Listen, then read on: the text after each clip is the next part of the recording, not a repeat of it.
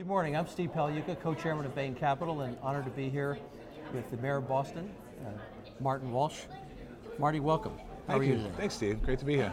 So, you spent a lot of time in Boston. You've been 3.5 years now, and I think for the first time in 50 years, you're putting together a comprehensive kind of 2030 plan for the city.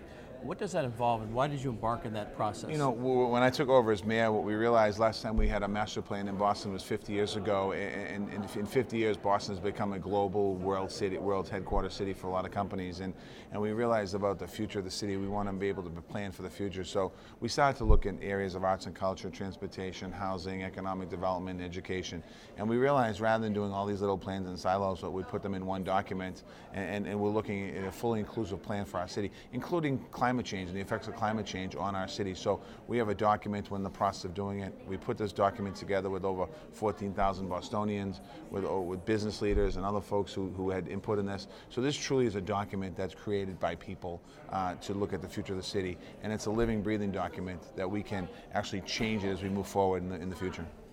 And so what version are you on now? You have drafts come out and people reviewing them, new ideas and plans? Yeah, we've gone through a couple of different drafts now, and we're in the process of, I think this is one of the final drafts now, and we're going to be coming to a final plan sometime in the early fall and really launching it in the city, and then look into it as a guide for how we move forward in our city.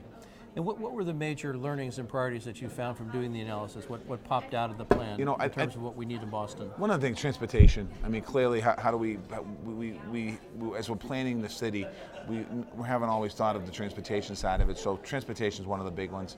The climate change is another one. I mean, with rising sea level potential here, we're a coastal city, and much of Boston would be underground if we had a significant I guess you're going to have to visit Holland. I guess they've been reclaiming Holland from the sea for so we're working on it now. So we're going to be. Those are two probably the biggest takeaways from the document, as well as our population in Boston has grown over the last 3 years. We're near 700,000 people, which last time we had that many people living in Boston was in the 50s. So how do we keep that growth, and how do we build off that growth? And what does the plan say about housing? What are the housing needs, and how have you addressed that? Yeah, we've started to address the housing needs back in October of 2014, but really it's about, Boston as a city, we have 25 universities and colleges in the city of Boston, 75 in the greater Boston region. Our population grows about 250,000 students every year. These are some of the best and brightest from all over the world, so we want to be able to capture that talent and the millennial talent keeping the city of Boston. So what we did, we launched a plan October of 2014 to create 53,000 units of new housing and put more supply in the market. And our Imagine Boston 2030 plan talks about housing and talks about potential areas. We defined 6 areas of the city of Boston that we could potentially grow even bigger as we move forward. And how many units are you talking about building? Over the course of the next few years, 53,000, but I think in the future that number could potentially double if the growth continues to happen in Boston and other cities in America. The growth could be enormous. I know you and the governor had a very successful partnership in bringing GE, huge company, back to Boston, and they just had a groundbreaking in their new site here, not too far from here in the Seaport. What was that process like, and how did you get GE to see Boston as a place to go? Well, when GE made the decision, I think that they made an internal decision that they were going to move out of Connecticut, move their global headquarters. I mean, I immediately called down to the company, and we sent our economic team down there. And then there was some interest in Boston. So then the governor's office and the mayor's office got together, and we worked collaboratively to work this deal out. GE, one of the largest companies in the world, obviously, innovative company here on the South Boston waterfront, surrounded by other innovative companies. It's a nice feel here for Boston. It's a nice mix for Boston. Plus, Boston's good for GE. It's not just GE's good for Boston. Boston's good for GE because of the talent that we have here. And what's going to happen is other companies follow.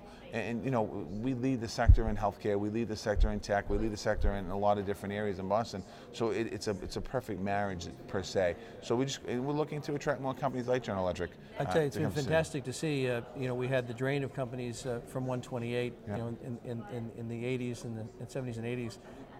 Now to see these companies coming back, it's a wonderful thing for Boston. And Imagine Boston 2030, part of that is to protect us from that drain again, so that we don't make the same mistakes that happened in the 80s. And I think that where we lost a lot of businesses and companies to Silicon Valley and other parts of the country, we don't want to do that. And we want to make sure that we're sustainable long term.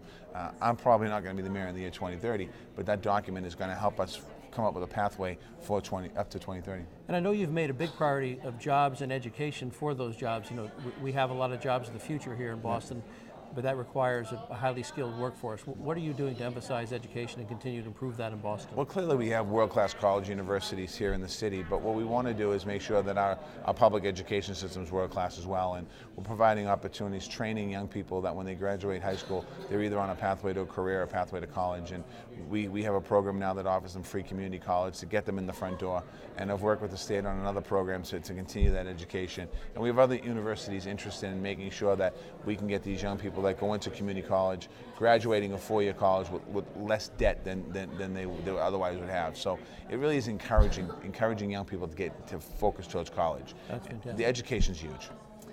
So you've had 3.5 years in office now, a lot of positive change in Boston, a lot of momentum with GE, with education, with biotechnology. Things seem to be hitting on all cylinders. What is your message for the next term, for the future, the next 4 years? I mean, I think my message for Bostonians is that we have some work to do still on education, on housing, and job creation. I think those are three areas that are important. My message to the world is that Boston's a global city. I mean, we have more direct flights now to international destinations than ever before in our city. We have innovation, we have hospitals, we have technology, we have the right political climate. There's a lot of great things happening. So, I think it's a twofold. One is continue to promote the city of Boston around the world and around the United States of America, but also for the people that live here that we still have work to do in some very core areas, creating jobs, creating education opportunities and housing, and really dealing with income inequality and the challenges that come with that. So I guess you see the future is pretty bright for Boston and working this bipartisan way with the governor to make it a great place in not only Boston but Massachusetts. I think Boston's a leader in a lot of places. I mean, when you think about where we've been, we have a history of being the first in a lot of different areas. But I think Boston truly does have an incredible future. We have a feel right now in Boston with the business community that's very engaged and active. We have the universities and colleges active, the hospitals active, the communities are active. I feel really positive where we're going as a city. Well, thank you and congratulations. Thank you. And good luck for the next 4 years. Thank you.